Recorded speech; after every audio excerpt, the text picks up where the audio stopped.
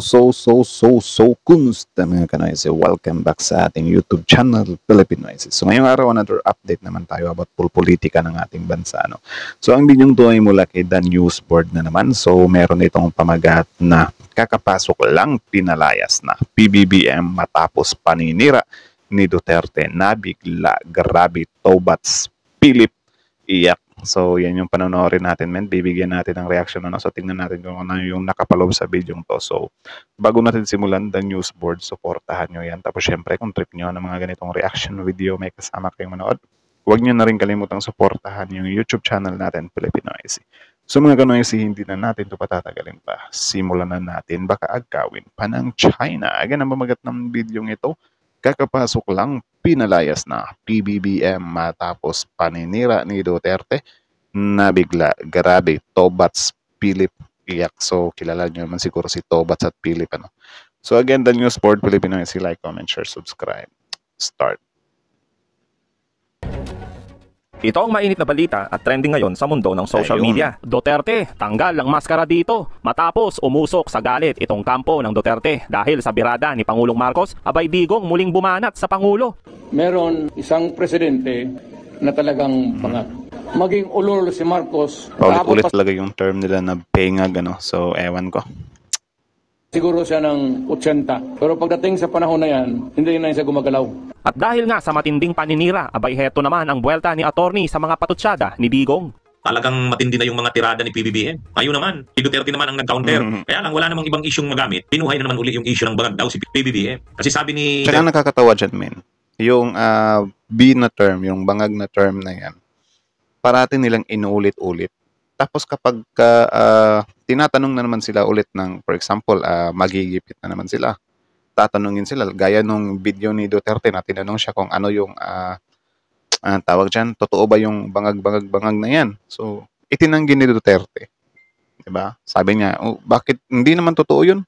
Baka tsugihin ako ni Marcos niyan. So, something like that. Diba? So, parang magpapakalat sila ngayon ng term na bangag, tapos kapag mako-corner sila, itatanggi nila. Diba? Ganyan yung mga banat nila parati, men. Like, you know, parang, ewan ko kung ginagamit na lang nila yan para ma-boost yung mga supporters nila. Diba? Kasi yung mga supporters naman nila, kahit ano naman yung i-feed up nila, is kakainin naman nila eh. Diba? So, yun yung nakakainis na term na, ano ba yun, hindi nyo ba nakikita tong scenario or yung part na to na parang sinasabi ni Digong na bangag, sinasabi na dikas, tapos kapag tatanungin ulit si Digong, like for example, yung interview niya, tinanong siya kung totoo ba yun. Sabi niya, hindi ko sinabi yun. Diba? So, parang ganyan ba na, sige, sabihin natin kasi according nga sa inyo, sa team nyo, puro joke or kadalasan mga sinasabi ni Duterte, joke. Kasi yan lang naman yung ano nyo eh. Yan yung some kind escape nyo kung makorner kayo. Gaya nung senators na 15 na ipapatsugi nyo. Sasabihin nyo agad, joke yun, parang hindi nyo naman kilala si Duterte. Tapos yung sa bangag term na yan, tinanong siya ulit, o ano ba, bangag ba talaga si Marcos or hindi? Sabi Duterte, hindi. Tapos ngayon, bubuhayin na naman ulit. Tapos yung mga aliporis nila, wala. Oh, grabe ang astig ng presidente, ng dating presidente. Gaganyan agad. Ay, yan si ang presidente, gumagamit yan ng illegal na droga. Hindi naman buwang, sabi niya. Pero bangag, pagdating daw niya ng edad ng 80, pagdating niya ng edad ng 80, wala na, hindi na yan makatayo. Kaya palakpakan ngayon yung mga DDS. Diba? Palakpakan ngayon. Yun ang gusto ng mga DDS na mismong si Digong na ang bumira kay PBBM. Paulit-ulit sila dun sa issue ng suka. Hinagot nila yung issue ng na sinabi ni PBBM na ang mga kandidato ng kampo ni Duterte ay parang mga inutusan lang bumili ng suka tapos Tsaka si PRRD lang naman talaga yung ano nila eh, yung hope nila eh, ng mga Duterte supporter. Kasi si Inday Sara, BP Sara, hindi uubra kay PBBM eh. Diba? Kita nyo si BP Sara, sinubukan niyang gayahin yung tatay niya. Ayun, it end up na yun, ipapa-impeach siya. Diba? Sabihan mo ba naman, diba, na ipapatsugi ko yung presidente, asawa niya at si Romualdez. Ayun. Dagdag tuloy sa niya, impeachment niya. Di marunong eh. Pero kinounter nila yan. Inisa-isa ni Duterte yung mga kandidato niya. Walang substance. Hirap nga kahit, mapapansin mo naman, hirap si Duterte ipakilala yung mga kandidato niya. Oh, kay Philip Salvador, paano niya ipapakilala si Philip Salvador? Ano bang kakayanan niya? Artista. Magaling yumakap Yun lang. lang. Si Kibuloy, Master Gilod yan na. Nakakatawa yung pagpapakilala kanina ni Duterte. O ngayon, dahil hindi naman talaga magagaling ang kandidato niya, dinadaanan naman ni Duterte sa usual, yung mga pagmumura, tapos siya na nga, para makakuha na naman ng atensyon, ayun, dinala na naman ang issue ng bangag si PBBM. Nako. Yung siyam na kandidato ni Duterte, wala. Kung noon, kinantsawan niya Ay, ang mga courtesy nga pala kay Attorney Enzo, ano? So, support niya rin yan. kandidato noon ng oposisyon, yung tinawag niyang diretso daw sa inodoro, ay ito mas matindi to. Itong siyam na to. Sakang kung ang pupulutin itong siyam na to eh. Ang inaasahan man lang nila dyan, makapasok si Bongo at si Bato. Pero sa bandang uli, wala. Wala nang mananalo dyan sa lineup ng Duterte. Kaya nga ang mangyayari dito, maghahalo na lang yung lineup ni PBBM at saka yung totoong oposisyon. Wala na, sa Duterte wala na yan. Itong siyam na to, ang may chance nga dyan si Bongo. Pero pag pinukusan na yan ng kampanya, in-expose na kung sino talaga si Bongo, wala, malalaglag din yan. Tsaka, nagrally sila doon, proclamation rally nila sa San Juan. O after niyan, saan na sila magrally? Magkakaroon lang sila niyan ng So, rally ayan, kayo, ano ba sa tingin nyo guys? Do you think walang makakakarga ngayon sa, excuse me, sa mga senador ni Duterte? Hindi ito, hindi ito yung side nyo mismo na something like, para sa amin, hindi talaga namin iboboto. Yung tanong ko sa inyo is, paano nyo babasahin yung buong kapilipinuhan ba? Kung do you think makakapasok ba to si Bongo? Kasi para sa akin, medyo talaga, may high possibility talaga na makapasok si Bongo. Yeah. Kahit si Philip Salvador nga, hindi natin sure. Pero I think medyo mahihirapan naman si Philip Salvador kasi parang medyo nadala na nga tayo doon kay Robin Padilla. Uy, dagdag ko nga rin pala, may press conference ngayon si Willie Revilla eh. Nakita ko sa inquirer.net. Nakakatawa siya. Lawi, panoorin niyo na lang 'yon. Abaw. Pero sa mga probinsya wala na kasi yung mga governors, yung mga mayors, mga congressmen, mga ano na yan, pa-line up na yan ni PBBM. Mapapansin mo naman, hirap si Duterte ipakilala yung mga kandidato niya. Wala siyang masabi. Pero sa totoo, mas talagang isinusuka, halos lahat isusuka mo yung line up ni Duterte. Sila, yung line up ni Duterte, halos lahat sa kampo ni Duterte na kandidatong senador, talagang hindi lang suka, isinusuka pa. Tama naman. Paano di mahirapan si Duterte na i-endorse yan eh. Yan nga yung ibig sabihin ni PBBM, di ba, na yung tawag dyan, yung mga kandidato nila, yung ibang kandidato nila is parang nagdi-deliver lang ng suka na binigyan lang ng COE. So hindi siya yung literal na nagdi-deliver ng suka, kundi yun nga, mahihirapan si Digong na i-endorso yun dahil sa mga background ba. O, alam niyo naman kung paano, I mean, the way naman na i-boost ni Bato yan, sabi naman ni Bato, wag nyo kami tinatawag na mga suka, mga bulol, mga abogado to. Yan, si abogado yan. Yan, si abogado yan. So, yun lang yung pinagyayabang ni Bato na abogado daw, yung karamihan sa kanila. Line up naman talaga ni PBBM. Mayroon naman dong mga isinusuka. Limbawa yung sila Villar, yung Cayetano doon. Sinusuka na yun. Si Revilla, Lito Lapid, ay nakakasuka na yan. Mga political dynasties yan. Ayun. At saka nandun lang naman yan sa line up ni PBBM dahil gustong manginabang sa makinarya at pondo ng administrasyon. Pero sa totoo lang, mga pro-Duterte din yan. At dahil nga aminado si Duterte na mahina ang kanyang partido, abay heto ang malademonyong plano ni Digong para manalo ang kanyang mga alipores. Ngayon, marami kasi sila. Ano dapat ang gawin natin? Patayin natin yung mga senador ngayon para mabakante. Kung makapatay tayo ng mga 15 na senador, pasok na tayo Diba? lahat. Pero nakakainis kasi hindi naman lahat. Talking of opportunities, the only way to do it is to pasabugin na lang natin yung mga senador ngayon. At O, dahil diba? nga Talking of opportunities, so pasabugin na lang. So hindi lang pala yun nakapokus sa chuchuguin, kundi may word talaga na pasabugin. So alam naman natin na yung pasabugin, sabog, bombs, or whatsoever. Di ba part siya ng bomb? I don't know if pwede ba siyang i-categorize as bomb joke. Pero yung ganyan ba na parang kailangan mo talagang magbanggit ng ganyan regardless kung joke yan para sa inyo, ha? Kasi for me, kung ganyan the way magsalita si PBBM, for sure babatikibusin nyo, 'di ba? Baka i-impeach niyo rin si PBBM. Siguro, nagawa nila yan kasi yun nga, si PRRD is former president na siya. So, walang mawawala sa kanya. Pero siguro kung si BP Sara yung magsasabi niyan, baka mas lalong bibigat yung impeachment niya. No? Siguro yan din yung dahilan nila. Kaya sige, Digong, sabihin mo na lang lahat ng gusto mo. Total, wala namang mawawala sa'yo. Di ba? Tsaka yung mga supporter mo, alipores mo is naman sila the more na magmura ka lang, mang-threat ka lang, 'di ba? Magtapang-tapangan ka lang, papalakpak naman yung mga supporter nyo. Tingnan nyo to, or for sure nakita nyo yung video nito, yung mga supporter nila, palakpak, grabe, parang gumaganon, parang mga kulto. Grabe, my goodness. Sa tuwang-tuwa ang mga alipores ni Duterte sa kanyang mga birada na ipapatumba ang lahat ng senador, abay matapang na makamarcos, sinampal si Digong. This is not a nice joke. Although hindi niya naman kayang patayin lahat ng senador or umabot ng 15, pero hindi to pwedeng hindi to pwedeng biro lang eh. Dapat bigyan to ng aksyon. Courtesy din pala kay Alicia comments, Mima Alicia. Behalf sa Subscribe. mga AJK victims na lagi mong binibiro, papatayin ko kayo, which is nagkatotoo. Ginawa mo. Hindi magandang biro yung word na patayan, hindi magandang biro yun kung para sa akin. Ngayon, sino yung totoong bangag? Sabi ko sa inyo, walang naiturong maganda kung si former President Duterte. Di ba? Hindi niya nga kayang i-introduce ipin ng maayos na pangalan eh. Kaya nga sabi ni PBBM, parang pinabili lang ng supa, di ba? O yan yung patunay mga minamahal na mga pansariling interes lang talaga.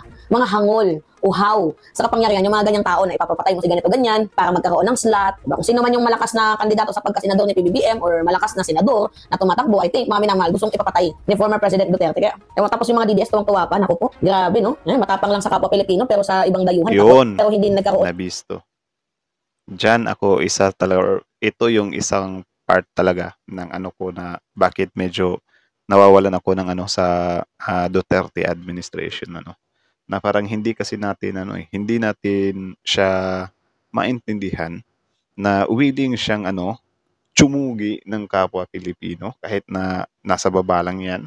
'Di ba? Hindi talaga yung mga lords kundi yung mga pushers lang, something like that. Willing niyang ganunin. Pero kapag itong mga check wing to, 'di ba? Ay aagawin yung teritoryo natin, sobrang takot na takot sila. Natakot sila doon sa word na one hit delete lang daw tayo sa China. So medyo mapapatanong ka talaga like ano yung tapang mo men, like ano yan domestic lang. Di mo kayang magtapang international. Para ano pat naging presidente ka? Hindi nagbarangay captain ka na lang sana. 'Di ba? Buti pa yung barangay captain. Kasi ano talaga 'yon, medyo triggered din talaga 'yon sa nangyayari ngayon diyan sa West Philippine Sea. Pero yung ganyan nasa presidente ka tapos yung kapwa Pilipino mo lang yung kaya mong parusahan, 'di ba? Kaya mong sampulan pero kapag banyagang bansa, no, mag-gentleman's agreement tayo. Kaibiganin natin si Xi Jinping. Ayun, akalang-akala natin na okay yung kinalabasan ng agreement or friendship with China pero iba pala yung hangarin. Iba pala yung plano. Hindi ipaparepair yung BRP Sierra Madre. Like, seryoso. Ng Yagbols para ipaglaban ng West Philippine Sea. Nakakatawa talaga to si Rodrigo Duterte. Yung kanyang mga sinasabi, bumabalik talaga sa kanya. Edad mo, Rodrigo Duterte, 80. Yung sinasabi mo ba sa harapan ng publiko kahapon ay tumutukoy sa'yo? Tapos halos hindi ka na makalakad. Look who's talking, mga tol. Tama. Hindi ko talaga maunawaan ng mag-ama na ito. Tayo bilang Pilipino, tingnan nyo naman kawalang hiyaan na pinagagagawa ng mga didisit sa ating Pangulong Bongbong Marcos. Tama. Courtesy din pala kay Top 1, so subscribe niya rin yan. Sa panahon ni Pangulong Bongbong Marcos ngayon, malabo yun. Kasi kung diktador si Pangulong Bongbong Marcos, hindi kayo makakapagsalita ng mga ganyan. Tama. Winawalang hiyaan nyo na si Pangulong Bongbong Marcos, pero pinababayaan lang kayo dahil hindi siya diktador. Ay si Rodrigo Duterte, nakakalimutan mo yata si Sebastian Duterte na ang tatay mo dahil galit lamang sa ABS-CBN. Huwag niyong kalilimutan ito naloko tayo ni Rodrigo Duterte dito. Pero ako, noon pa man, hindi ako sang-ayon na maisara ang ABS-CBN. Bakit? Libo-libong mga Pilipino ang nawalan ng hanap buhay dahil sa pagkakasara ng ABS-CBN. Actually, I'm sorry for na parang sineryoso ko dati yung kasi yun nga, sobrang diehard natin dati kay Duterte. Parang nandun din tayo sa pinapaabot nila sa atin na some kind like, kahit na 10,000 yung mawawala ng trabaho yan, 10,000 yung mawawala ng trabaho dyan sa ABS-CBN. Kasalanan ng ABS-CBN yan. So parang nag-agree din tayo dun. 'Di ba? Tapos malaman-laman natin, iba pala yung kalakaran nila, 'di ba? Or iba pala yung mga plano nila. So medyo nakakalungkot nga yung part na yun. So ayun, nagantihan sila, yung SMNI naman yung ipinapa-close. Tapos ngayon, pa-victim agad sila na parang binubusalan daw yung SMNI. 'Di ba? Igawain din naman nila dati yan sa ABS-CBN. 'Di ba? So alam niyo yung tipo na gawain niyo tapos kapag ginawa sa inyo, bigla kayong hahatak ng simpatya ng masa na kesyo ganyan, ginigipit tayo, tinatanggalan tayo ng karapatan, something like that agad. 'Di ba? Like, kayo lang yung pwede.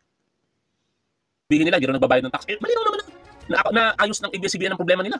Sinabi ni Rodrigo Duterte, galit siya sa ABS-CBN at dapat masara ito. Anong nangyari? Yung kanyang mga kaalyado, partikular itong si Rodante Marcoleta, pumilos. Tapos sasabihin nila, si Pangulong Bongbong Marcos pang diktador ngayon. No? Nung sinabi niya kay Leila de Lima, you are finished. Ano ang nangyari? Pinagsasampahan ng gawa-gawang kaso itong si Leila de Yun Lima lang. at kulong for more than 2,000 days. 2,454 kung hindi ako nakakamali sa pagkakaalala ko. Basta mahigit 6 na taon na pagkakakulong ang dinanas itong si Leila de Lima. Dahil sa mga gawa, Grabe yung kay Dilima, no? Biruin mo yung ganyan, men, masiset up ka na, mapapakulong ka ng 6 years. So, ano pala to, men? Itong si Kibuloy ngayon, for example, hindi siya manalo kasi malabo naman talaga manalo si Kibuloy, ano? So, kung manalo pa yan, ewan ko na lang talaga. Good luck na lang talaga sa Pilipinas, di ba? Pero kung hindi mananalo si Kibuloy ngayon, so, if ever lang to ha, makapasok na naman yung Duterte this coming 2028. So doon naman makakalaya na naman si Kibuloy, something like that siguro mangyayari. 'Di ba? Kasi parang ano yan eh. Parang totoo pala yung ganyan na kung ikaw yung may hawak sa kapangyarihan, marami kang magagawa talaga. 'Di ba? So sana hindi natin pabalikin yung mga Duterte this 2028 para makita din naman natin si Kibuloy na 'di ba? Na nandun lang siya sa Oblo. Diba? Para maturuan din siya. Or baka nga, paglabas ni Kibuloy, di ba? Marami na siyang QGC member dun sa sa kulungan. Grabe yun. gawang kaso ni Rodrigo Duterte dahil galit lang siya kay Leila de Lima. Yun ang diktador. Nung nagbiro yung isang teacher, nagbiro lamang sa kanyang social media, pinahanap agad ng kanyang administrasyon, hinuli at ikinulong, sinampahan ng kaso, buti na lamang, dismiss ang kaso. Ibibintang niyo ang pagiging diktador dito kay Pangulong Bongbong Marcos. Anak ng teteng naman na yan. Nakakalimutan mo yata. Dito din tayo medyo, 'di ba? Medyo naiinis tayo sa part na to na para sa kanila, magsabi si Duterte na ipapatsugi yung 15 na senador. Joke lang yun, para hindi nyo naman kilala si Duterte. So what if yung teacher na yun, nagjo-joke lang pala, tapos sineryoso nyo? Kaya sabi ko nga sa inyo, huwag kayong umiyak kung kayo mismo iyakin. 'Di ba? Dapat ganun lang. Accept lang tayo ng mga ibabato sa atin kung tayo din naman malakas mambato. So dapat ganun lang, 'di ba? So wag nyo kaming paandaran na kesyo ganyan. Joke lang naman yun. Malinaw na joke yun. Kasi wag nating ino-normalize yung joke, men, especially killings. Kasi paano na lang kung gagayahin yan ng next generation? Diba? What if may random na tao dyan na, ay, Duterte, papatsugi kita. Sarap pong tsugihin. Ewan ko na lang kung hindi kayo mapikon. Diba? Ano yan? Babanatin nyo agad na wala kayong respeto, wala kayong modo. Gawain nyo rin yan naman. Diba? Basta Duterte, na sa loob ng 6 na taon na panunungkulan ng iyong tatay, libo-libong mga Pilipino ang nawala ang kanilang mga buhay. Grabe. Bilyong-bilyong piso ng pondo ng bayan ang hindi maipaliwanag kung saan napunta. Kaya tama lamang yung sinasabi ni Pangulong Bongbong Marcos na itong mga kandidato na ito may bahid ng dugo ng tokhang mga ito, may bahid ng pagnanakaw ng pondo ng bayan. Totoo naman, during pandemic, umutang tayo ng napakalaking halaga ng pera. Saan napunta? Sabi ni dating Senador Dick Gordon sa kanilang pag-iimbestiga sa Senate Blue Ribbon Committee, mahigit sa 10 bilyong piso ang nanakaw sa pondo ng bayan sa panahon ng pandemya. Kaya nga nagresulta ito sa pagkakakaso nitong si dating Secretary Francisco Duque. Tapos sasabihin nyo dito, ang buhay ng mga Pilipino at ang kinabukasan nito ay nalalagay sa alanganin? Aba, baliktad yata utak mo, basta Duterte. Sa panahon ng panunungkulan ng iyong ama, ang buhay ng mga Pilipino talagang nalagay sa alanganin at ang ating kinabukasan walang katiyakan. Kasi gusto nga ng tatay maging probinsya tayo ng China, di ba? Tama. Sa panahon ng inyong panunungkulan, Yun din, yung gagawing probinsya, yung bansa natin, medyo off talaga sa atin yun, Like, tolokohan. Grabe yun. Gustong-gusto mo na kitilin yung mga pushers dito. Tapos kapag, yun nga, dayuhan na, wala, okay lang yan. Magpa-probinsya na lang tayo. Friends tayo ng China eh. May friends bang ganyan? Nako naman. Bawal kantiin, bawal tirahin, bawal kung ano man i-criticize ang gobyerno ni Duterte kasi pagka ginawa mo, yari ka. Tingnan nyo nangyari kay Percy Lapid. Sa tingin nyo, mapapaniwala nyo ang taong bayan na si General Bantag lamang ang nasa likod nito? Wala lang makuhang ebidensya, pero ako malakas ang paniniwala ko. Tulad ng paniniwala ng pamilya ni Percy Lapid na merong higit na mas malaking tao ang nasa likod. Yun ang katotohanan doon. Yung mga ganitong pag-uugali ng mga namumuno sa ating bansa, wala itong karapatang manungkulan sa isang demokrasya katulad ng Pilipinas. Doon kayo manirahan sa mga diktador na bansa. Kasi yan pala gusto ninyo kaparaanan ng hindi umaayon sa ating demokrasya. Si Pangulong Bongbong Marcos ngayon, ino-observe ang demokrasya. Sa kabila ng mga pangwawalang hiya ninyo sa kanya, ibinibigay pa rin sa inyo ang due process. Isa dyan, itong si Sara Duterte. Winalang hiya nito, ang ating Pangulo, ang ating unang ginang, ang ating speaker. Still, binibigyan siya ng pagkakataon na dindin ang kanyang panig. Sana yung naging rekomendasyon ng NBI sa determinasyon ng prosecution ay kakitaan ito talaga ng tinatawag nilang prima facie evidence o sapat na mga elemento doon sa krimen para ito ay makonvict sa aligasyon Yung ng kay ano din pala, no? Percy Lapid, ano? So, kayo ba guys, do you think same ba kayo ng ano doon? Thoughts ng family ni Lapid at ni Sir Tapuan na hindi lang si Bantag yun? Comment nga kayo sa baba. Let me know your opinion below. sa batas. Kung muli na naman yung ibabasura ng prosecution, lalabas na parang merong kinikilingan ng batas dito sa Pilipinas. At hindi yun tama. Porket mataas ang katungkulan, porket Duterte ang involved, madidismiss na lamang. Kaya nananawagan tayo na hindi naman siguro basic para sa bawat Pilipino yung understanding na nakita mo na nagsasalita yung tao, pinagbabantaan ng Pangulo ng Pilipinas, ang ating unang ginang, ang ating speaker, tapos wala ka man lang nalabag ng batas. Ano yun? Kaya dapat umabot yan sa korte, prosecution. Tama. Huwag niyong gagayahin yun sa Quezon City Prosecution's Office. Parang may Binasura narinig din ako eh. Sino yung nagsabi niyan? Yung SC yata yun? Or basta may nakita ako doon na sinabi nila na wala daw basihan yung ano, yung impeachment. Like, anong basihan ba yung hinahanap niyo? Ano yan kapag lilitisin na naman, sasabihin niyo na naman na yung sinabi ni BP Sara is joke lang yun, gaya ng tatay niya. Ayos din yung mga excuse niyo ha, idinadaan niyo sa joke. reklamo ni Franz Castro, binasura yung reklamo ng ating mga kapulisan na ginawa nitong si Sara Duterte at ng kanyang mga kasabwat noong panahon na siya ay nagme-meltdown dahil nakulong yung kanyang chief of staff. Tingnan nyo yan, prosecution. Otherwise, masisira lalo ang tiwala ng taong bayan sa sistema ng hustisya dito sa ating bansa. Tama. So, that's it. Yan lang naman mga kanoisis. So, kayo na masasabi nyo dito, comment down below. Tapos yun, pag-usapan natin yan sa comment section. So, again, ang video yun ay mula kay The News Sports. So, supportahan nyo yan. Original video link in the description box below. Panoorin nyo rin, subscribe nyo rin. Tapos, syempre, our YouTube channel, bago nyo iwan, Filipino IC. Don't forget to like, comment, share, subscribe. So, subscribe nyo na. Paabutin natin ng 100,000 subscribers to kung makakaabot. So, yeah. Wala lang naman. Kung lang naman. So, so yun lang naman guys. So, kayo na masasabi nyo doon. Diba? Medyo, tayo sa part na yun na medyo, anong tawag dyan? Ewan ko ba, yung mga Duterte supporter na to, kung kailan sila magigising. Na parang, sobrang pangit na kasi na parang ino-normalize natin yung mga threats na yan. Diba? Tapos yung bomb jokes nga, meron nga tayong batas na niyan. Tapos yun, parang magiging exempted sila. Kasi part sila ng politiko na known din dito sa bansa. Like yun, 'di ba? Like porket daddy ka ng vice president or dati kang presidente, pwede mo nang gawin yun. Siguro nung pangulo pa siya, wala tayong magagawa nga nun kasi yun nga, may immunity siya. 'Di ba? Kasi sabi naman nila, parang hindi naman kayo nasanay kay PRRT. Hindi naman yan sasanay, Nagkataon lang talaga nung presidente pa si FPRRD is may immunity siya. 'Di ba? Lahat ng sasabihin niya is lang, parang inaano lang ng tao na astig nga yan. And isa din ako sa parang na-amaze dati na grabe ang astig ng pangulo natin, nagmumuray. Pero nung kalaunan namin na parang wala ng pleno or for example, tawag dyan, natatalo na sila sa argumento, something like that. May mga inaakusa sila na wala namang mga ebidensya. Kaya yun, kapag hindi sila manalo-nalo sa part na yun, idadaan na naman nila sa threat, idadaan nila sa mga pambibintang, 'di ba? Nakisyo ganyan, bangag yung presidente, nasa PDL list daw, so something like that. So, ang tanong, nasaan yung ebidensya?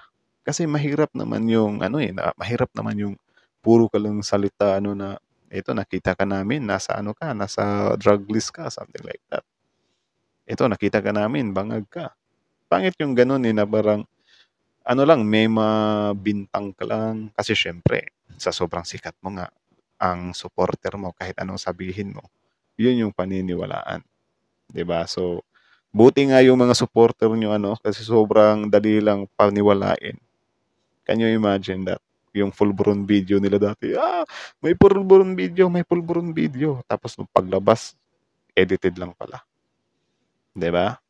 May paano-ano pa. Tapos ngayon, dinibunk yun. Na-edited yun. 'Di ba? Pinangunahan naman nila. Oy, mga supporters ng Duterte, huwag kayong maniniwala sa sasabihin ng kabila ha. Hindi to edited. pina-authenticate na namin to. Pina-check na namin to sa dalawang dito sa Amerika ba 'yon? 'Di ba? Pina-check na daw nila, men, authentic daw. Ayun, na-debunk na naman. Na yung dito sa tenga, magkaiba yung tenga nung nasa video at yung tenga ni PBBM.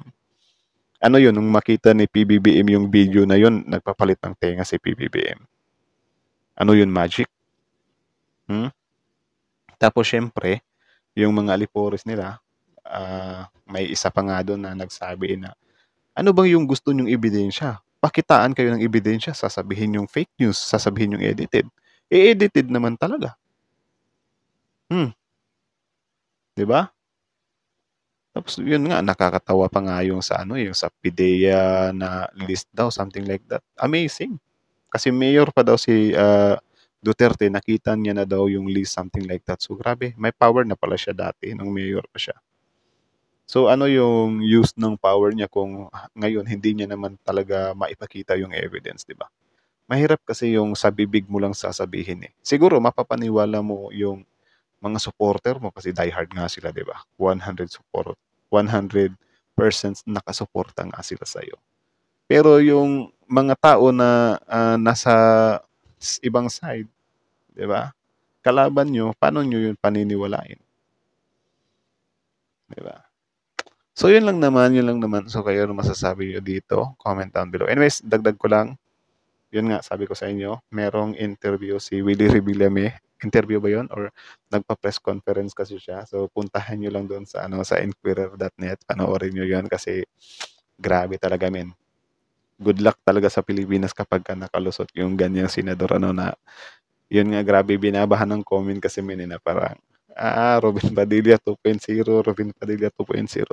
Basta something like talaga, men, kayo na lang talaga humusga kung ipapanalo nyo ba si Willie Revillame sa senador or if ever makalusot siya, kasi yun nga, yung Kapilipinuhan, karamihan sa atin dito, as long as nakatulong ka daw sa taong bayan, 'di ba? Papanalunin ka na. So tingnan nyo na lang, kayo na lang humusga doon. Nandun sa inquirer.net press conference ni Willie Revillame. So yeah, I think hanggang dito na lang muna, the news board, Filipino IC. So like, comment, share, subscribe, Filipino IC.